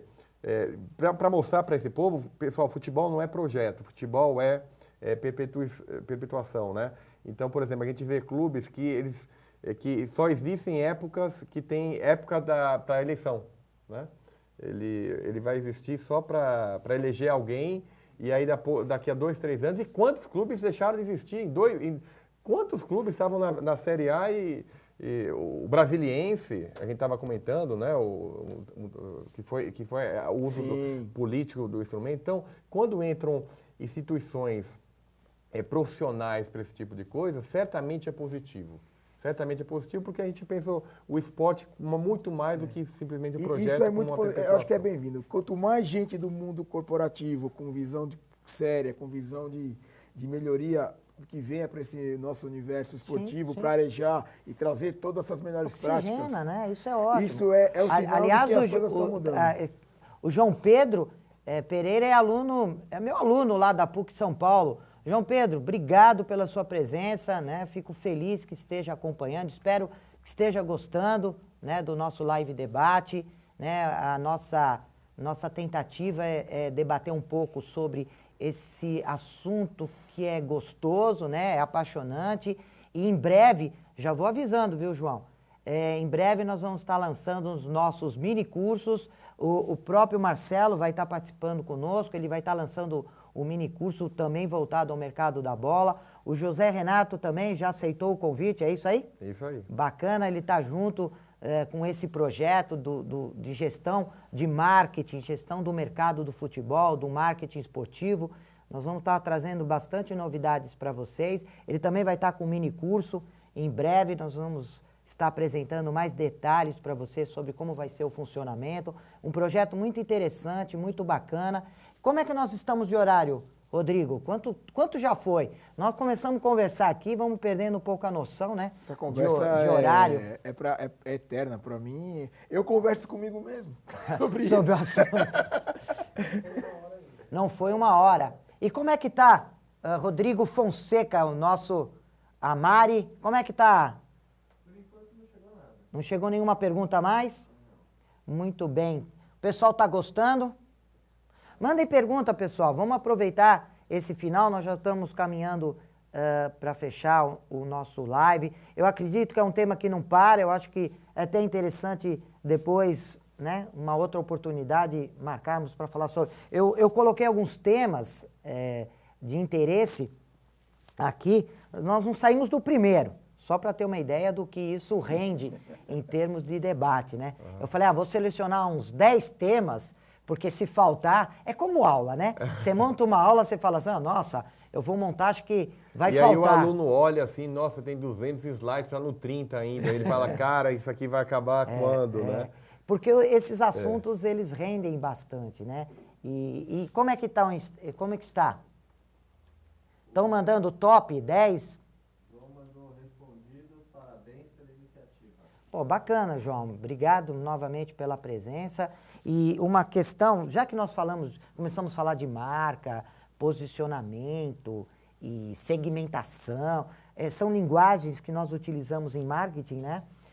Como que vocês entendem os departamentos de marketing? Agora falando especificamente do departamento de marketing, como é que está, né? Qual a visão de vocês sobre esses departamentos? Porque o que eu percebo é assim, é aquele amigo do presidente que, ele está cuidando lá do Facebook, né? Isso. A Ele está comunicação cuidando, ele está cuidando... É o cara que vai mandar fazer a camisa. É o cara que vai mandar fazer a o camisa. bottom, né? É impressionante. Aí a gente vê assim, o cara não está preocupado em vender a camisa, ele está preocupado em fazer a camisa. Né? Ele está preocupado, então a gente é míope. Né? Até chega a ser constrangedor, né? Você vê, alguns meses atrás, não sei se já resolveu, a loja do Corinthians dentro do Parque São Jorge não tinha camisa do Corinthians para vender. Não, você está brincando. Não é pegadinha. Era até uma questão não é pegadinha e pessoal não fiquem bravos não. Entra lá. Boicote com a questão da Nike. A Nike não tinha camisa oficial do clube na própria loja do clube que fica na sede do clube. Eles preferiam priorizar... Zinone, parece piada, né? Não, eu acredito porque... Né? Não é o... Não estamos não, aqui... não é essa a ideia. É o Corinthians. Não estou aqui falando quem está certo e quem está errado, mas está tudo errado. Mas você vê, quando eu fiz... Isso, você tem razão, para você ver. Quando eu estava montando o livro, eu fiz um papel de cliente oculto, né? É uma prática que nós utilizamos. E eu liguei para um determinado clube tentando fazer o licenciamento da marca. Tá. Né? Olha, eu queria fazer o licenciamento, eu sou uma empresa, e eu queria ver. E o pessoal falou assim, depois de um tempo, né, como você disse anteriormente, depois de uma longa tentativa para poder fazer o contato, a pessoa que me atendeu falou, toda a informação que você precisa está lá no site. Está lá. E quero uma informação meio que padronizada, porque deu para perceber que todos os clubes acham que eles olham o site do outro. Então você vê os sites, às vezes muda, claro, a cor, muda um pouco o jeitão, mas em termos de informação, de conteúdo, é o mesmo. E estava lá, algo que era padrão para você conseguir fazer o licenciamento. E lá tinha um telefone de contato. E a minha surpresa, que o telefone de contato para esclarecer dúvida, foi aquele telefone que eu liguei, que me disse que estava lá. Site, né? Ou seja, impossível fazer o licenciamento. Né? Marcelo, desculpa. Tem clube que que o departamento de marketing, eles contratam jornalistas que atuam em emissoras de transmissão de jogo. Quer dizer, considera isso marketing. Sim. Eu acho que assim, tem boas coisas acontecendo, somente nos times de maior expressão. Existem coisas acontecendo, não podemos também dizer que é tudo não vai ruim. me dizer que um bom exemplo é aquele time que coloca um pacote de arroz ali na do frente. Lado do Rogério Ceni. Do lado do Rogério Ceni, Eu acho né? que assim, novamente... Isso é um bom exemplo. Um bom exemplo. Eu estou dizendo que é bom. existem boas iniciativas acontecendo, times pequenos, médios e grandes. O grande desafio é que as pessoas generalizam o marketing. Na verdade, os que têm departamento de marketing muitas vezes olham o departamento como um departamento comercial, muito mais para buscar recursos do que trabalhar exatamente o marketing, que é o lado do branding, o lado de licenciamento. Eu participei há 3 semanas atrás de uma palestra de uma pessoa do marketing do Liverpool, um brasileiro. Foi aqui no curso que a D360 fez, eu participei. Eles têm 6 departamentos dentro do marketing. Um é B2B, o outro é B2C, o outro é de pesquisa, o outro é de relacionamento, o outro é o de atividades mais estratégicas. Isso é o Liverpool. É um time, é uma marca grande? Mas convenhamos aqui em termos de potencial, o Liverpool, ele, em termos de torcida no Brasil, é o quê? Comparado com o termos de torcedores na Inglaterra comparado com torcedores do Brasil? É uma marca média, se for pensar em termos de... Claro que conquistaram muito, tem muita história, mas se for pensar em termos de torcedores, é uma marca média. Se for pensar em termos de torcida, mas como trabalham muito bem, O marketing? eles são hoje uma das maiores times de potencial de faturamento e de marca do mundo. Esse é um exemplo típico como se trabalha o marketing. Comercial faz parte do marketing, até conceitual, os 4 P's, e vamos embora aí na história mais da parte teórica, mas eu acho que esse é o desafio. Marketing tem N atividades e no Brasil alguns estão começando a pensar assim, mas a maioria que tem é mais comercial do que marketing. Aproveitando, Marcelo, eu quero, já que estamos falando de marketing, eu quero falar de marketing do meu livro, né? O livro Marketing Futebol Clube. Na semana passada, no live, nós fizemos o sorteio de 2 livros que foi publicado pela editora Gen Atlas, um grande parceiro nosso, né? Sempre apoia esse evento também. Autorizou a fazer mais um sorteio. Daqui a pouquinho nós vamos estar fazendo mais um sorteio desse livro aqui. Por isso que mandem, né, a informação. Coloquem lá, Eu Sou Mais Salinas EAD. É isso, Rodrigo? É isso aí. Falei a frase correta? Eu Sou Mais Salinas EAD. E aí eu vou estar sorteando daqui a pouquinho mais um livro. A semana passada, quando nós realizamos o sorteio, a Fabiana foi uma das ganhadoras. Está aqui. Fabiana, está aqui. Fiz a dedicatória, coloquei, autografei o teu livro e vou entregar na mão do Rodrigo, que vai entregar em suas mãos. E voltando ao tema de marketing, você, José Renato, concorda com o Marcelo? Acha isso mesmo? Como é que você vê essa questão dos departamentos, das atividades de marketing Então, dos eu acho clubes? assim, nós não temos. Eu acho que no Brasil não existe, assim, é mais uma questão muito, que o Marcelo comentou, é comercial, né? Eles associam muito o marketing com atividades comerciais ou atividades de divulgação da marca, mas fora de um planejamento de uma forma adequada. Por isso que a gente vê tão poucos produtos, pouquíssimos produtos a gente vê, pouquíssimos licenciamentos, pouquíssimos, um monte de coisa que acontece no dia a dia. A gente vê poucas práticas efetivas, né? Voltando, eu não me conformo a gente ir para um estádio e você não ter direito a uma boa alimentação, um bom banheiro limpo. Isso é marketing também, faz parte da marca, né? Hoje parece que tomar conta de marketing é ter um tapume no fundo com as marcas lá expostas, ou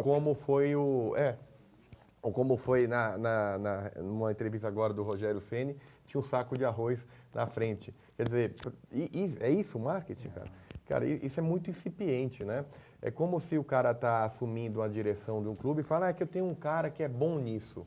Eu tenho um filho de um amigo que é bom pra caramba nisso, né? E aí a gente fica fazendo aquelas muletas. A gente faz muletas e, cara, falta de profissionalismo absoluto, né? Eu estava comentando, tem clubes que usam investimento de marketing, o quê? Investem em jornalistas sem a devida capacitação para isso, jornalistas que prestam serviços como jornalistas e ficam divulgando o clube por eles serem nome forte. Eu acho isso um equívoco astronômico. Eu não posso achar que eu tenho que usar um jornalista A como o meu divulgador do meu clube, porque ele torce para o meu time. Eu acho isso um crime. Vamos imaginar o Zenoni torce para a Portuguesa e é jornalista. E eu torço mesmo, né? Não, todo mundo torce para a Portuguesa, né? Todo mundo torce para a Portuguesa. Você tem aquelas suas cores que você falou que você não ia falar, né? Mas você torce para a Portuguesa, você é jornalista. Eu não posso jamais pensar assim, eu vou usar o Zenoni, grande professor da PUC, com o meu cara que vai divulgar o marketing do meu clube, cara. O clube é muito maior que o Zenoni. O clube é muito maior do que eu. O clube é muito maior do que qualquer esses jornalistas que estão aí. Sim. E a gente usa, e os clubes usam isso de uma forma tão infantil que acha que esse é o meio, cara, eu acho desesperador. Então, eu vejo que os clubes aqui em São Paulo, no Rio, a mesma linha, eles não têm, parece que eles não fizeram nenhum curso técnico de marketing dos 4Ps, o que são os 4Ps e tudo. É porque as iniciativas são tão incipientes que chegam a ser constrangedoras. Eu fico constrangido mesmo.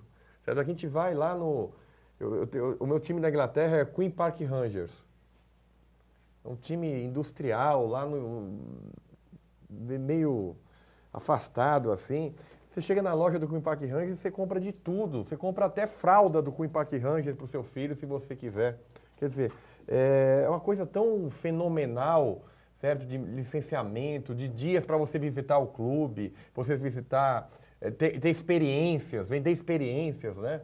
É uma coisa tão fascinante, a gente vê algo tão incipiente hoje em dia aqui no país que eu fico meio constrangido. Eu imagino qual foi a tortura que você teve para fazer o livro e pegar cases. Sim, sim. Eu, na verdade, eu até acabei nem indo atrás de cases, né? Eu acabei o objetivo do livro foi pegar os 20 clubes da primeira divisão daquele ano, de 2013, quando eu comecei a escrever, e porque achava da primeira divisão, poxa, os 20 principais clubes que estão na primeira divisão tem coisa bacana, e a ideia foi mostrar coisas boas.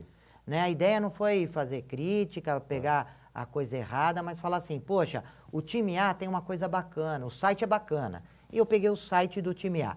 O time B, ele não tem um site legal, mas ele fez um trabalho de patrocínio bacana, ou ele tem um bom faz um trabalho de licenciamento, de marca.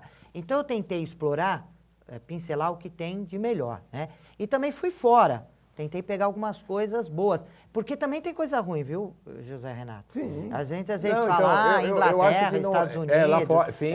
Mas tem coisa muito ruim. Tem muita coisa ruim. E lembrando uma coisa boa, eu só lembrei, o Paysandu, o ano passado, ele fez a própria, a camisa do Paysandu, quem faz é o próprio clube, né? Ele fez uma parceria que agora ele tem uma marca própria, inclusive para fazer... o Santos estava tentando fazer. Na verdade, o Paysandu foi o primeiro. É tudo uma questão de evolução, né? Eu, há 3 anos atrás, eu tinha uma empresa de consultoria e a gente também prestava serviços e a gente representava uma empresa da Itália. E o modelo de negócio deles era exatamente esse. É uma marca, mas na verdade o clube gerenciava a sua venda. E ela foi totalmente, na época, ninguém aceitava isso. Porque nós chegamos a provar, ele ia ganhar muito mais revendendo do que ganhando apenas o royalties. Mas ele tinha que gerenciar toda a sua cadeia. Isso. Assim, é desafiador, mas eu fiquei muito feliz quando eu vi o caso do Paysandu, o caso do Santos. Parece que o Juventude também está indo para esse caminho. Eu acho que tem mais algum time, eu não vou lembrar agora do Nordeste também, mas esses 3 tenho certeza que começaram a ver valor nessa questão de gerenciar a sua cadeia. De vendendo o seu material esportivo para o público ao invés de usar só o royalties. Novamente, precisa de pessoas, precisa de competência. Sim, mas ganha mais também. Exato. A Fabiana, que ganhou o livro, né, que vai receber o livro Marketing Futebol Clube, ela coloca uma pergunta, ela fala, o que falta para tornar o futebol feminino brasileiro mais atraente para o público? Antes de vocês responderem, eu queria aproveitar, acho que, Fabiana, você propiciou um gancho para falar de um livro da Lisete, que é esse aqui, vou pegar aqui. Lisete é uma parceira nossa do Marketing Futebol Clube, do grupo Marketing Futebol Clube. Estão todos também convidados a participar desse grupo, onde falamos sobre futebol, falamos sobre gestão. Esse livro, Para Ser Feliz, da Lisete. A Lisete, só para que vocês tenham uma ideia, ela presidiu um clube de futebol e mostrou ao Brasil o que é gestão feminina de verdade. Ela, então, foi a gestora e com muito sucesso, o Rio Grandense, lá no Sul, né? Ela acabou administrando e escreveu esse livro que acabou mandando com uma dedicação, né? Com uma dedicatória para mim, e eu fiquei muito feliz. Obrigado, né? Lisete, e ela me autorizou também a fazer o sorteio de um livro que ela vai mandar para vocês. Então vamos sortear 2 livros, o livro Marketing Futebol Clube e o livro da Lisete, né?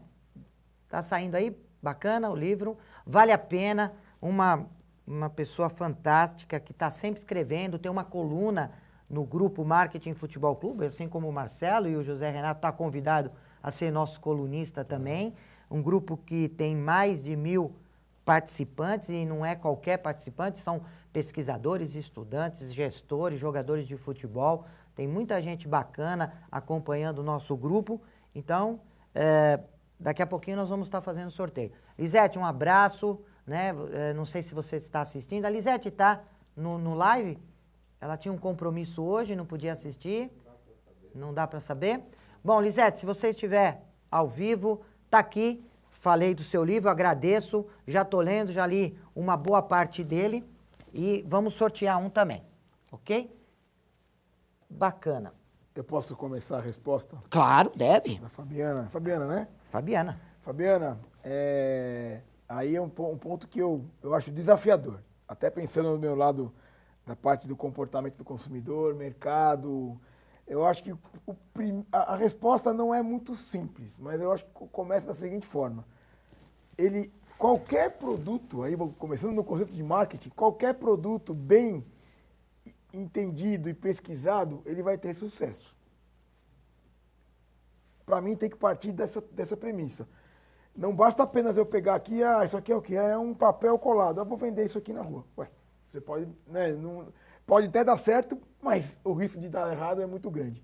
Então, para mim, começa da seguinte forma.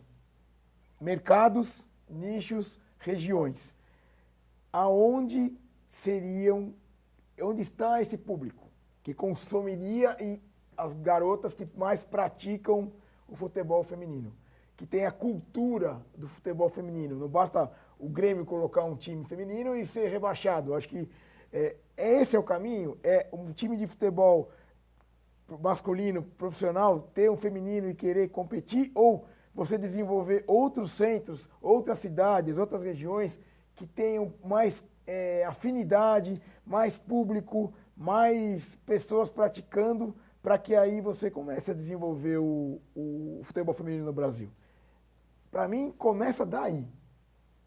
Para depois pensar, sim, existe cidades A, B e C, regiões A, B e C, que tem mercado para isso. A partir daí, vamos produzir esse produto. Como? Com campeonatos, desenvolvendo a categoria, desenvolvendo as garotas desde a categoria de base até chegar em níveis profissionais, e você começa a estimular esse mercado através desses lugares mais latentes. E provavelmente, com isso sendo divulgado e sendo bem sucedido, a partir dali pode-se aumentar a aderência e aí começa a se ampliar e se tornar algo um pouco mais consolidado e mais forte.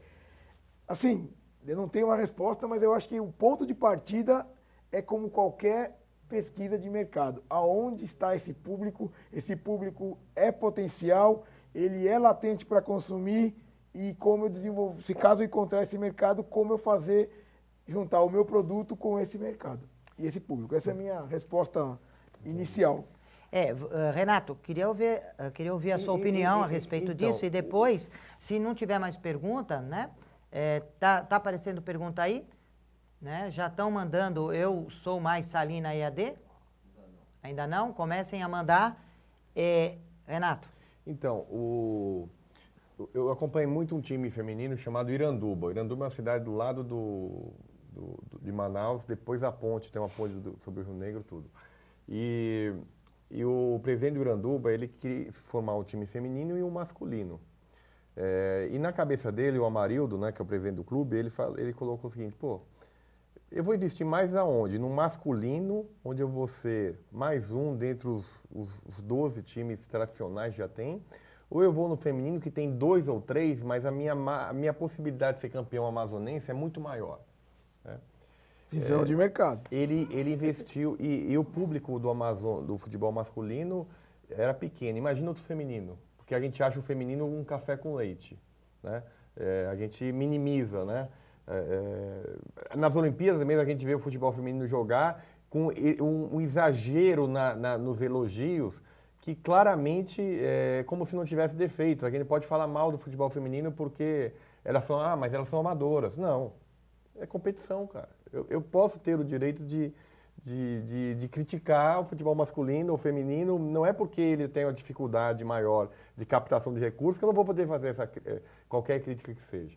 Bem, hoje tinha 50 pessoas, público, 30 pessoas.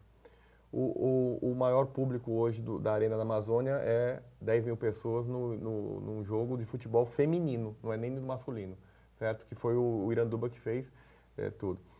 O Iranduba hoje é ex-campeão amazonense e foi primeiro colocado na primeira fase do Campeonato Brasileiro. Ficou ele e o Corinthians na liderança, estão classificados para a fase seguinte. Obviamente que você tem que pensar não só do mercado atual, né, mas no potencial de crescimento. Futuro, exato. Mesmo porque o brasileiro gosta de ganhar, o brasileiro não gosta de esporte nenhum.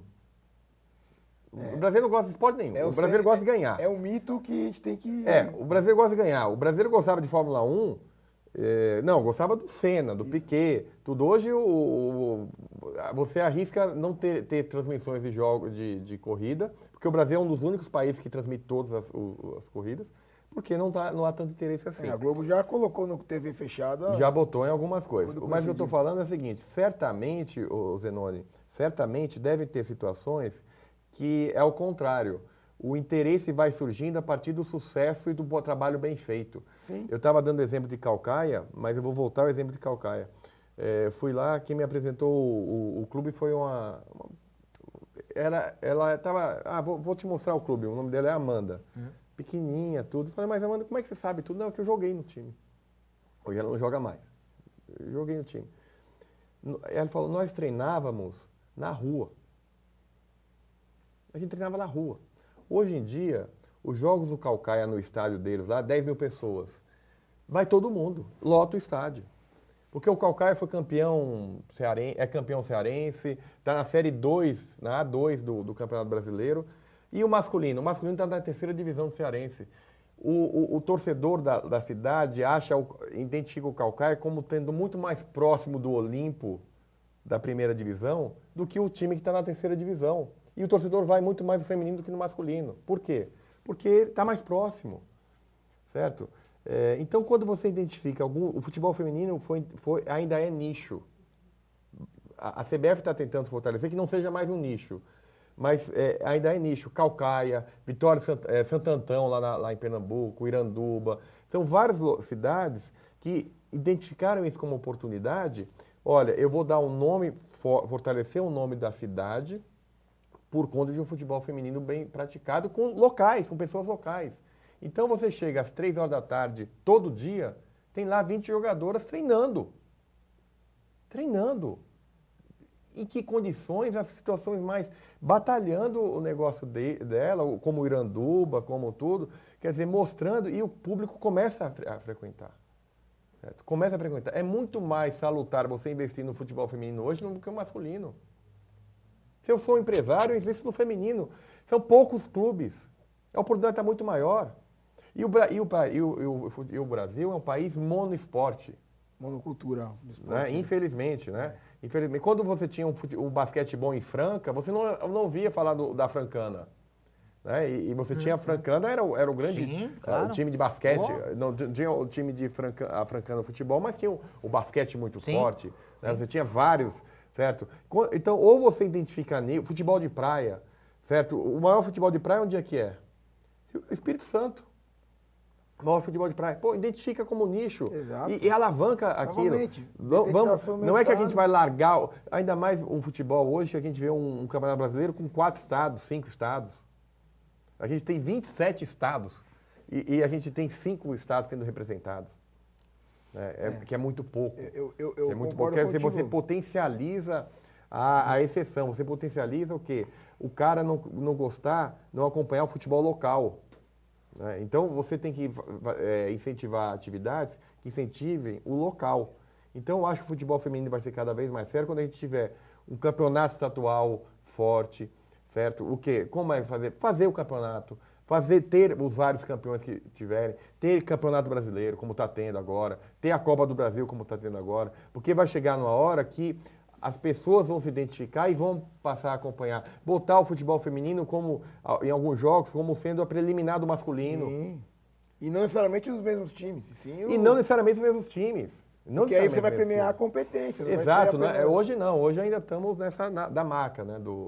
Não, é o São Paulo. Por isso que assim, eu tenho dúvida se esse é o caminho mesmo, de você exigir e obrigar que os times tenham um time feminino.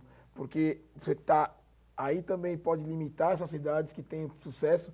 E é por aí mesmo, as pessoas se identificam pela cidade, até uma bandeira da cidade para fora. Isso. Uma conquista como foi a Francana e como essa cidade está contando aí. Bom, pessoal, nós já estamos caminhando para fechar o nosso live, mas temos mais uma pergunta da Michele Guimarães. Nós vamos lançar essa pergunta, que também vai criar uma polêmica grande, né? E que daria também um outro live. E também acredito que é tema, inclusive, dos nossos mini cursos, né? Fiquem atentos, já falei isso no início do nosso live, que logo nós vamos estar lançando os nossos mini cursos sobre gestão de marketing esportivo, vários temas interessantes sobre esse assunto. E a Michelle, ela coloca, além de buscar conhecimento através dos estudos, como entrar nesse mercado da bola tão politizado e pouco profissional? Eu acho que a dúvida da Michelle é de muitos alunos e estudantes e jovens que ficam fascinados com esse mercado e querem entrar e sentem a dificuldade, né? Obviamente, de estar atuando. Então, eu acho que a pergunta da Michelle é interessante, né? Como possibilidade de carreira nesse mercado. O que você diria para ela, Marcelo? Como você já falou, é uma pergunta polêmica. Como nós debatemos aqui durante essa hora, já ficou claro, e ela mesma menciona na pergunta, é um universo ainda muito politizado, muita política, muita questão de relacionamento, QI. Isso ainda impera muito. Do que indica, né? Exatamente. Não do QI Exato, de quem indica, né? Isso ainda é muito forte. E para complementar essa barreira, eu costumo dizer, não é nem barreira o termo correto. Como não existe uma visão de negócio por parte dos gestores esportivos, tudo que se fala de profissionalização não tem eco nessas cabeças. Porque para eles, não precisa. Teve um ex-presidente de um time aqui de São Paulo que falou recentemente numa entrevista, não precisa de marketing. O patrocinador veio bater na porta aqui, não precisa de marketing. Uma pessoa dessa, fala de um time grande de São Paulo, deu essa entrevista Ele recentemente. é deputado hoje? Não é. Então, assim, ainda tem isso num time grande de São Paulo, uma pessoa fala uma coisa dessa. Então, você vê a questão de falta de visão ainda de muita gente. Então, o que eu acho que é um caminho, até muitas pessoas comentam isso nas redes sociais, inclusive, muitas vezes é um pouco de você querer fazer algo voluntariamente, no seu clube que você é sócia ou numa organização esportiva, nessa de você se colocar como disponível para fazer algum trabalho voluntário, você pode começar a ser reconhecido e valorizado, e a partir dali você começa a ser indicado para algum cargo, alguma coisa um pouco mais ainda voluntário. Esse é um ponto. Você participar de cursos, eventos, fazer networking, se colocar visível nas mídias sociais, vai ajudar. Mas eu acho que o ponto-chave, isso não dá para a gente negar, enquanto nós não tivermos uma estrutura definitivamente profissionalizada nas organizações esportivas brasileiras, ainda vai ter que ser muito mais a exceção do que a regra nesse mercado. Um exemplo disso é que nós temos pouquíssimos cursos na pós-graduação e nenhum curso, até onde eu sei, ou se tiver alguém possa até me corrigir, na graduação, um curso de gestão esportiva. Então esse é um ponto que, como não há demanda, não há formação. E aí acaba sendo mais na questão individual do que na questão mesmo de uma estrutura segmentada que demande profissionais. E adicionando o que o Marcelo comentou também, propõe projeto para clubes, né? Estruture um projeto, Natália, bata na porta de alguns clubes, vai demorar, vai demorar, certo? Faça alguns projetos. Michele. Como? Michele. Por que eu falei Natália? É parecido. Como é que eu falei? Qual o nome que eu falei? Você falou Natália. Natália, que é o nome que eu mais gosto, é Michele. Então, é Michele Guimarães. Exato. Né? E aí, Michele, segue essa ideia, estrutura um projeto, proponha para o clube, proponha para vários clubes, crie um blog, comece a divulgar o teu trabalho, as tuas atividades, certo? Divulgue, escreva, estude, faça um networking, certo? A questão do trabalho voluntário, eu concordo parcialmente, mas é porque tem clube que vai ser sempre voluntário, né? Então, nessa coisa, você talvez... Por isso que é parcial, talvez né? é complicado. Então, talvez não vá pensar em fazer no clube que você gosta, justamente porque quanto mais eu comecei a me envolver com os clubes, menos torcedor eu fiquei, certo? E é bom isso, porque quando você fica menos torcedor, você fica mais frio, você fica muito mais profissional, né? Certo? Deixar o clubismo de lado, obviamente, porque tem pessoas que gostam de futebol, mas é aquele cara que ele gosta de discutir futebol, né? Então, isso é temerário. Então, se você tem interesse, faz projeto, participa de eventos, participa de palestras, faz um network, né? Como tem tido, certo? E isso as pessoas vão começar a te conhecer e vão começar a identificar você, Michele, como uma pessoa potencial que possa contribuir nessa área. A Michele é da onde? Ela disse? Não disse. Michele, fala da onde você é, de que cidade, se você atua em alguma empresa, né? É bacana conhecer, né, você. E nós já estamos chegando no final, né? O nosso debate, espero que esse debate tenha sido formador, né? Que tenha tido muita informação para vocês. Entregamos muita coisa que nós também vamos estar falando com uma maior profundidade, com uma teoria que possa dar uma sustentação durante os nossos mini cursos. Então fiquem atentos, eu tenho divulgado bastante isso, porque eu acho que vai ser um curso interessante, né, de se desenvolver. Eu acho que é uma oportunidade também para quem busca entrar nesse mercado. Eu acho que também é uma porta de estar realizando esse mini curso. E queremos agradecer mais uma vez à Padaria São Domingos, que gentilmente, na figura do Vitor Albanese, ele é um amigo, a Padaria São Domingos, um parceiro nosso no Marketing Futebol Clube, enviou, sabendo que nós estamos no horário de almoço, né? Sabia que íamos terminar o live já com uma certa hora avançada aí, e mandou pães, antipastos, assim, produtos deliciosos que eles fazem. Não vamos enviar esses, né? Não, esses não vão entrar no sorteio, né? Esses nós vamos nos acho alimentar. que não vai sobrar. Eu acho que não vai sobrar, pelo que eu vi. Pães deliciosos, antipastos aí, nós vamos estar continuando aqui no offline, comendo e batendo um papo sobre tudo que nós discutimos. Quero agradecer também a Lisete, que permitiu o sorteio do livro dela, e a GEM, o Grupo GEM Atlas, que também é um parceiro nosso, de muito carinho, e eles também permitiram esse sorteio, né? Queria também mandar um abraço ao Marcos Farber, que é um parceiro, também não podia estar aqui hoje, ele também quer participar de próximos lives, e você está convidado, Marcos. Vem fazer parte desse grupo. Outras pessoas que tiverem interesse e tem material e tem conteúdo para passar, enviem, né, informações lá no nosso grupo, que nós vamos entrar em contato. Nós estamos abertos às novas informações. E queria agradecer a presença do José Renato Sátiro Santiago, também, sempre quando peço, ele está sempre Eu te mandei na mensagem, falei, você tem prioridade. Eu tenho prioridade. Você lembra que poxa, eu mandei? Que bacana. E ainda você me falou, você lembra o que você falou? Me chame mais, né? Me Como é que chame foi? me chama que eu vou, né? Me chama que eu vou. Aliás, alguma coisa Alguma assim. coisa assim. Legal. Mas obrigado aí pelo convite. e Quer pode quer contar. complementar alguma coisa? Então, eu quero agradecer aí por todos aí.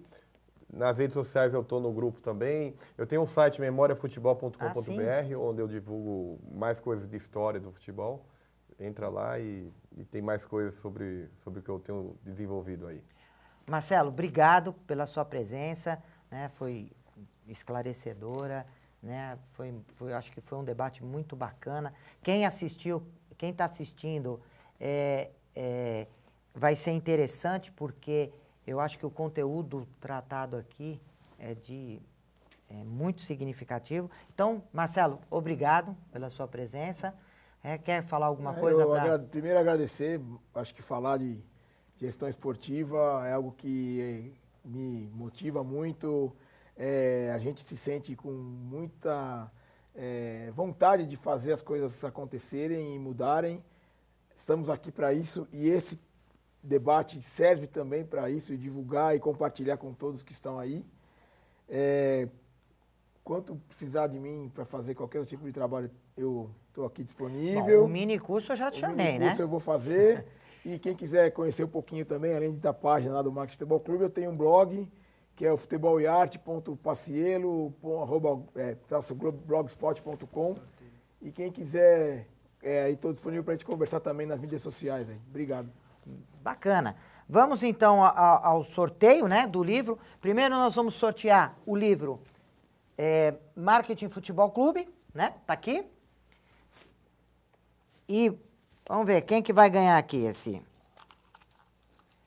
Vamos fazer um sorteiozinho aqui. Segura aqui, por favor. Bom, olha, fico feliz, né? Ganhou o livro Marketing Futebol Clube. Daqui, o João Pedro Pereira. Olha, João, você que fez a pergunta para os nossos debatedores aqui para o debate, você ganhou o livro. Esse livro eu nem vou enviar, né? Como você é meu aluno, você vai lá na PUC, né? E me procura, que eu vou fazer vou assinar, vou autografar e vou entregar em mãos. Então é só me procurar lá na PUC a semana que vem, que eu vou ter o maior prazer de tirar uma selfie com você e entregar em mãos esse livro Marketing Futebol Clube. E o da Lisete, que a Lisete vai enviar, né? O da Lisete, vamos ver quem vai participar. Segura aqui, por favor. Muito bem. Quem ganhou, poxa, hoje tá dando tudo certo, né? Ganhou uma pessoa do sexo feminino, né? O livro Pra Ser Feliz, da Lisete. Célia Rodrigues. A Célia Rodrigues também, de Ilhabela. Que bacana. A Célia vai receber esse livro autografado. Eu vou passar a informação lá para a Lisete e vai receber em casa esse livro. Depois, no inbox, você, Célia, passa para nós os dados, o endereço, tudo direitinho. Eu vou retransmitir essas informações para a Lisete, para que você receba em casa. E depois eu peço, quando chegar o livro, tira uma foto, né, sua com o livro, manda para a gente, nós encaminhamos para a Lisete, vai ser bacana, ela vai gostar. Legal? Célia Rodrigues, você ganhou o livro da Célia. Muito bem, pessoal. Agradeço a presença de todos.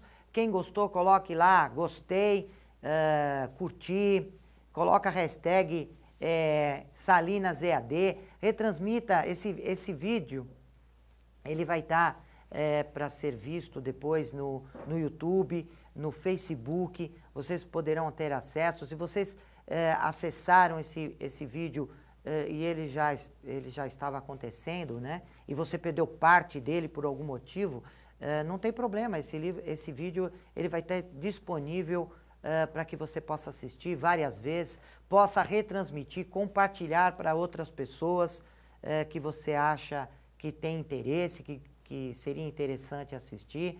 Então, você pode assistir quantas vezes vocês quiserem, tanto na plataforma YouTube ou no próprio Facebook. Eu agradeço mais uma vez a presença de todos.